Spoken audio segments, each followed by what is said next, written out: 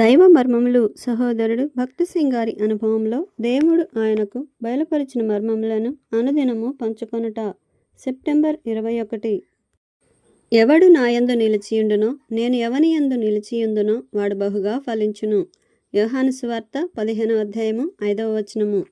తన కార్యమును దేవుడు నెరవేర్చుటకు అబ్రహాము, ఇస్సాకు, యాకోబుల ఏర్పరచుకొనెను. వీరు ముగ్గురును అనేక సంవత్సరములు అనేక బాధలుందిరి.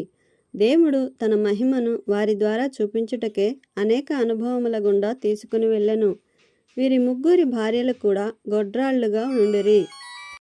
మనంతట మనమే ఏ ఫలము ఫలించలేమని దేవుడు చూపుచున్నాడు. పాపము వలన మనము బీడు భూమి వంటి వారము. అద్భుత రీతిగా అబ్రహాముకు వృద్ధాప్యమందు కుమారుడు అనుగ్రహింపబడెను.